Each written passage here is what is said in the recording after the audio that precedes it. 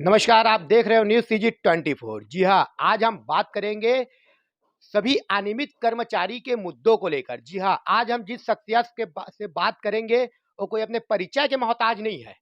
छत्तीसगढ़ में 5 लाख कर्मचारी हो, चाहे कोई अन्य विभाग के हो, चाहे 54 विभाग के कोई भी कर्मचारी हो, प्रत्येक स्थान पे वो अपने एक अलग ही पहचान बनाए हुए हैं। जी हाँ, आज हम बात करेंगे छत्तीसगढ़ संयुक्त अनियमित कर्मचारी महासंघ के प्रदेश अध्यक्ष रवि गढ़पाले जी से। सर, न्यूज़ सीजी 24 में अपना कीमती समय देने के लिए सबसे पहले आपका मैं बहुत-बहुत धन्यवाद। और जी, आपका भी धन्यवाद कि आप अनियमित कर्मचारियों की आवाज़ बनने के लिए आप मेरे पास आए हैं, उसके लिए आपका भी धन्यवाद। सर, अभी आगामी समय में कुछ महीनों में बजट सत्र चालू होने वाला है छत्तीसगढ़ का। तो उसको लेकर आपका क्या कहना है? क्या उम्मीदें हैं इस बार की बजट से आपको? या फिर पूरा अनियमित कर्मचारियों को? जी। देखिए, मैं आपको बताना चाहूँगा छत्तीसगढ़ में कांग्रेस पार्टी जब विपक्ष में थी, तो 2018 में जब जन घोषणा पत्र बन रहा था, उस समय जन घोषणा पत्र समिति के अध्यक्ष थे टीएस सिंहदेव, वो हमारे मंचों पे आए थे जब हम आंदोलन करते थे अपने नियमितीकरण की माँग को लेके और हमारे मंच पे आके उन्होंने कहा था कि हमारी सरकार बनेगी तो हम 10 दिन में नियमित करेंगे। हालाँकि 10 दिन में नियमितीकरण नहीं हुआ, वो सबको पता है और ये अंतिम बजट है, 5वाँ वर्ष अब चालू हो चुका है, सरकार का अंतिम बजट ये आने वाला है। तो उम्मीद प्रदेश के लाखों अनियमित कर्मचारी हैं, वो इस बजट से उम्मीद ज़रूर कर रहे हैं कि इस बजट में नियमितीकरण की सौगात दें क्योंकि सबसे बड़ा चीज़ था कि घोषणा पत्र का मुद्दा ये बना था बिंदु क्रमांक 11 में अनियमित कर्मचारी को नियमित करने और बिंदु क्रमांक 30 में इन्होंने आउटसोर्सिंग बंद करने का जो वादा किया था, ठेका प्लेसमेंट जो कर्मचारी है उनके पूरी तरह से आउटसोर्सिंग बंद करते हुए उनके नियमितीकरण की बात इन्होंने घोषणा पत्र में शामिल की थी।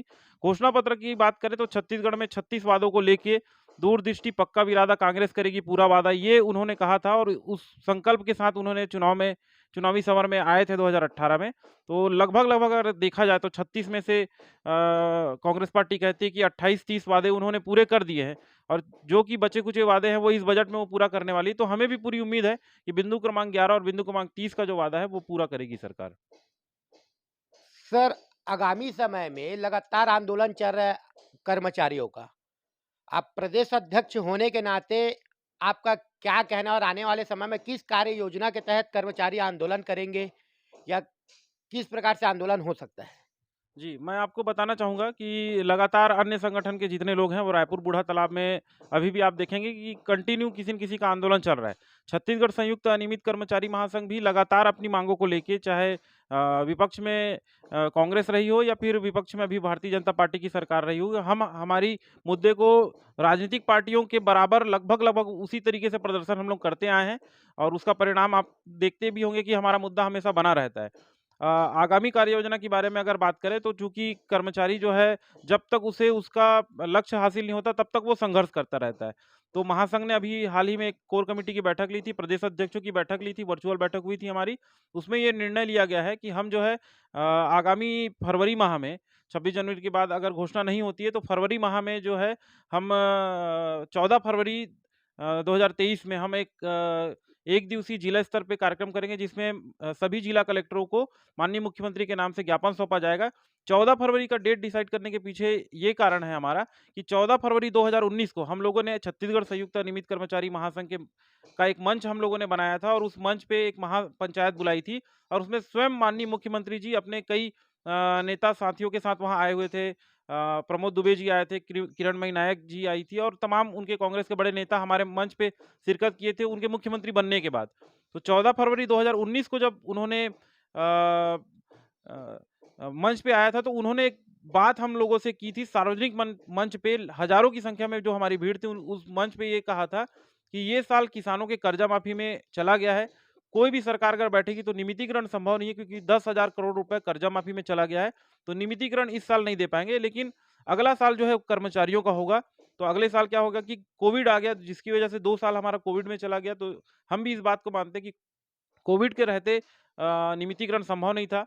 लेकिन अब जो समय चल रहा है वो सामान्य हो चुका है, सामान्य हालत अभी चल रही है, अर्थव्यवस्था जो है ठीक पटरी पे आ चुकी है और बजट का जो ये अंतिम वर्ष है, तो हमें उम्मीद है कि वो जो 2019 में 14 फरवरी 2019 को हमारे मंच पे आके उन्होंने कहा था कि अगला साल कर्मचारियों का होगा, हो सकता है 2023 जो है वो हमारा वर्ष हो। तो बजट से पहले हम 14 फरवरी को जो है माननीय मुख्यमंत्री जी को एक ज्ञापन सौंपेंगे, जिला स्तर पे कार्यक्रम है। इसके बाद हम लोगों ने एक बड़ा कार्यक्रम करने का एक और प्लान किया है, जिसमें हम 3 दिवसीय लगातार 72 घंटे के लिए, जैसा कि पिछले बार हम अनिश्चितकालीन आंदोलन किए थे और 72 घंटे तक रायपुर के बूढ़ा तालाब इस धरना स्थल में वहीं रोड पे बैठ के वही खाना-पीना रहना होता था। ठीक उसी तरीके के तर्ज पे जो है हम 24, 25 और 26 फरवरी को, जब कांग्रेस पार्टी का राष्ट्रीय अधिवेशन रायपुर राजधानी में होने वाला है, उसी के समकक्ष जो है हम यहाँ पर पड़ाव रखेंगे, जिसे हमने नियमितीकरण बहाली संसद का नाम दे रहे हैं। ये नियमितीकरण बहाली संसद जो है एक तरह से जिस प्रकार से संसद में सभा होती है, लोकसभा और राज्यसभा की संसद होती है, ठीक उसी प्रकार से हम एक संसद का निर्माण करेंगे। एक वर्चुअल एक संसद रहेगा, वहाँ पर संसद का एक नमूना तैयार किया जाएगा, जिसमें सत्ता पक्ष और विपक्ष के लोगों को बिठाला जाएगा। फिर राष्ट्रपति का अभिभाषण जैसे होता है, वैसे ही हमारे जो प्रदेश संयोजक हैं, वो राष्ट्रपति के प्रतीकात्मक के रूप में वो वहाँ पर अपना अभिभाषण देंगे और बताएँगे कि 2018 से लेकर हम लोगों का क्या संघर्ष हुआ है। उसके बाद सत्ता पक्ष और विपक्ष का वहाँ पर सवाल जवाब करते हुए एक नाटक का मंचन वहाँ पर किया जाएगा और सरकार अभी तक क्या करी है और कहाँ तक पहुँची है, हमारा संघर्ष क्या रहा है, उसका पूरा मंचन हम लोग करने वाले हैं। ये 3 दिन का जो है संसद रहेगा और इस 3 दिन के संसद में लगातार तीनों दिन अलग-अलग कार्यक्रम होंगे। पहले दिन जो है हम वादा निभाओ की बात करेंगे कि सरकार अपनी घोषणा पत्र में जो बात की है उसकी वादा निभाओ की बात करेंगे। दूसरे दिन अगर वादा नहीं नहीं निभा पा रहे हैं तो सत्ता में आप अगर बने हैं, हमारा वोट पाकर अगर सत्ता में बने तो आपको सत्ता में रहने का अधिकार नहीं है। इस तरीके की हम प्रतीकात्मक विरोध की बात करेंगे और फिर हो सकता है कि अगर हमारे साथी और ज़्यादा आक्रोशित अगर होते हैं तो सांकेतिक रूप से जेल भरो आंदोलन का भी आखिरी दिन हमारा ये कार्यक्रम हो सकता है। सर, बात कर रहे 1,80,000 कर्मचारियों की, जिसके लिए कर आप लोग लगातार संघर्ष कर रहे हो। तो 1,80,000 कर्मचारियों में कौन-कौन से विभाग के कर्मचारी हैं, उसके बारे में आप कुछ बताइए? जी, इसमें मैं बताना चाहूँगा छत्तीसगढ़ शासन में जितने भी निगम, मंडल, बोर्ड, आयोग हैं, उसके सभी जो 48-54 विभाग हैं, उन सभी काम करने वाले सभी कर्मचारी जो रेगुलर नहीं हैं, चाहे वो संविदा हो, दैनिक वेतनभोगी हो, मानदेय हो, जॉब दर हो, अंशकालीन हो, ठेका कर्मचारी हो, प्लेसमेंट कर्मचारी हो, ये सभी कर्मचारी हमारे महासंघ से जुड़े हैं। लगभग 50 संगठन अलग-अलग जो अनियमित कर्मचारियों का जो संगठन है, वो महासंघ से जुड़ा है। हम इन 50 संगठनों को लेके ही आगे आंदोलन करते हैं। सर, आप लोग का कई बार लगभग बैठक भी हो चुका है, सरकार से बातचीत भी हुआ है। उसको लेकर कहीं न कहीं अभी ये 4 वर्ष कंप्लीट हो चुका है कांग्रेस सरकार का छत्तीसगढ़ में। तो आने वाला वर्ष अभी कुछ समय बाद आप देखोगे तो आचार संहिता भी लग जाएगा। तो आप लोगों को अभी वर्तमान में क्या उम्मीदें हैं सरकार से? क्या आप लोग की माँगों को माना जाएगा? क्या कहना है आपका? जी मैं तो बस यही कहना चाहूँगा कि जिस प्रकार से हमारा जो संख्या बल है, प्रदेश में 1,80,000 की अगर बात करें, तो अगर एक परिवार से अगर 5 वोट भी होता है, तो 18 पंचे 90 मतलब 9 लाख 10 लाख के आसपास का वोट फ्लक्चुएशन है और अगर 2 करोड़ वोटर है इस राज्य में, तो उसमें अगर 10 लाख वोटर का फ्लक्चुएशन किसी एक पार्टी के तरफ अगर जाता है, पूरा-पूरा जाता है, तो एक बहुत बड़ा परसेंट के रूप में ना सीटों का आगे-पीछे होने की संभावना रहेगी। तो निश्चित तौर पे भूपेश बघेल जी जिस प्रकार से किसानों के हित की बात कर रहे हैं और किसानों के ऊपर उनका पूरा फ़ोकस है, कर्मचारियों के लिए भी वो फ़ोकस करें क्योंकि यहाँ ना केवल अनियमित की बात है, नियमित कर्मचारी में भी अगर देखा जाए तो उनके भी कई मुद्दे हैं, वेतन विसंगति की बात करें या डीए, एचआरए की बात करें, लगातार वे भी संघर्ष करते रहते हैं और 5 लाख जो है रेगुलर कर्मचारी भी है, वो भी अच्छा खासा नाराज़ है। चाहे पुरानी पेंशन बहाली की भी बात करें तो उसमें भी जो अभी जो आदेश आया है, उसमें भी किसी को समझ में नहीं आ रहा है कि इसमें कर्मचारियों का फ़ायदा होगा या नुकसान होगा। अभी लगातार उसमें विधि विशेषज्ञ अपनी जानकारी ले रहे हैं कि इससे फ़ायदा कर्मचारी को होगा या नहीं होगा। तो कर्मचारी नियमित कर्मचारी भी कन्फ्यूज़ की स्थिति में है। 5 लाख उनकी संख्या होती है। अगर उनकी भी संख्या अगर देखा जाए तो 5 पंचे 25 लाख वोटर उनके होंगे, 10 लाख वोटर हमारे हैं। तो ये बहुत बड़ा एक वोट बैंक है। मुझे नहीं लगता कि भूपेश बघेल जी नज़रअंदाज करते हुए बजट को पेश करेंगे। बजट में हमारी उम्मीद है और बजट में पूरी संभावना है कि वो अपनी घोषणा पत्र की वादा को पूरा करके हमें नियमितीकरण की सौगात देंगे क्योंकि आगे चल के उनको चुनाव पे भी जाना है।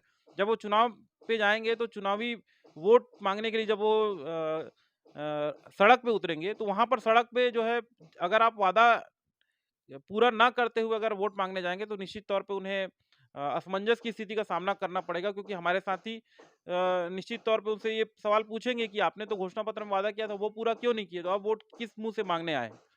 तो ये उनके लिए असमंजस वाली स्थिति आएगी, तो वैसी स्थिति मेरे को नहीं लगता कि अभी गिने-चुने राज्य में ही कांग्रेस पार्टी की सरकार है, बहुत बड़ा दबाव रहेगा कि वापस से सत्ता में वो आए करके। तो उम्मीद है कि हमारे माँगों को वो पूरा करेंगे। वोट बैंक है सबसे बड़ा हमारा।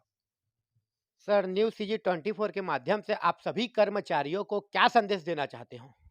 मैं सभी कर्मचारी साथियों को यही संदेश देना चाहता हूँ कि देखिए छत्तीसगढ़ संयुक्त अनियमित कर्मचारी वो मंच था या वो मंच है जिसने घोषणा पत्र में शामिल कराया कांग्रेस पार्टी के जितने तमाम बड़े नेता थे वो हमारे मंच में आते थे। हम लोगों ने ही मिल के माननीय मुख्यमंत्री जी उस समय जो कांग्रेस पार्टी के अध्यक्ष थे तो उनके साथ मिल के जो है घोषणा पत्र में शामिल कराया है। घोषणा पत्र में शामिल कराने के बाद मुख्यमंत्री बनने के बाद पहला मैं आपको बताना चाहूँगा कर्मचारी जगत का पहला मंच था जिसमें अभी तक पिछले 4 साल, साढ़े 4 साल की बात करें तो इस 4 साल, साढ़े 4 साल में इकलौता छत्तीसगढ़ संयुक्त अनियमित कर्मचारी का मंच है, जहाँ पर माननीय मुख्यमंत्री जी चढ़े हैं, उनके नेता चढ़े हैं और उन्होंने जो है वहाँ पर बोला था कि ये साल किसान का, अगले साल कर्मचारियों का होगा करके। तो ये मंच जो है नियमितीकरण के लिए ठोस नींव तैयार किया है, शुरुआत से लेकर अगर अभी तक अगर देखा जाए तो। और यही मंच जो है वो नियमितीकरण सबको दिलाएगा। कई संगठन क्या है अलग-अलग तरीके से लड़ते हैं कि किसी को लगता है कि केवल दैनिक वेतनभोगी का नियमितीकरण होगा, केवल संविदा कर्मचारी का नियमितीकरण होगा। लेकिन अलग-अलग बँट के जो है हम लोग अपने आप को कमज़ोर कर रहे हैं, अपनी माँगों को कमज़ोर कर रहे हैं। तो छत्तीसगढ़ संयुक्त नियमित कर्मचारी महासंघ तमाम कर्मचारी प्रदेश के लाखों कर्मचारियों का एक साथ एकरूपता से वो माँग को रखता है। तो आप सभी से अनुरोध है कि आप सभी एकजुट रहिए क्योंकि यही मंच छत्तीसगढ़ संयुक्त नियमित कर्मचारी महासंघ ही आपको नियमितीकरण दिलाएगा। धन्यवाद सर। न्यूज़ सीजी 24 को अपना कीमती समय देने के लिए बहुत-बहुत धन्यवाद। आपका भी बहुत-बहुत धन्यवाद संजय जी। जी। जिस प्रकार से छत्तीसगढ़ संयुक्त अनियमित कर्मचारी महासंघ के प्रदेश अध्यक्ष रवि गढ़पाले जी ने बताया कि आने वाले समय में जी हाँ, हम बात कर रहे हैं यह वर्ष है कर्मचारियों का। कहीं न कहीं से सरकार इस वर्ष कुछ न कुछ फैसला लेने वाला है। देखना यह है कि आने वाले समय में बजट सत्र चालू होने वाला है, क्या बजट सत्र से पहले फैसला आता है कि उसके बाद आता है? और कहीं न कहीं यहाँ पास कर्मचारी संगठन जी हाँ, मैं बात कर रहा हूँ छत्तीसगढ़ संयुक्त अनियमित कर्मचारी महासंघ के प्रदेश अध्यक्ष रवि गढ़पाले जी ने बताया है कि प्रदर्शन के लिए बिल्कुल सभी कर्मचारी तैयार हैं। देखना यह है कि सरकार इनकी मांगों को किस प्रकार से पूर्ण करते हैं या फिर अभी भी अधर में लटकाए हुए रखेंगे। बने रहे न्यूज़ सीजी 24 में। धन्यवाद।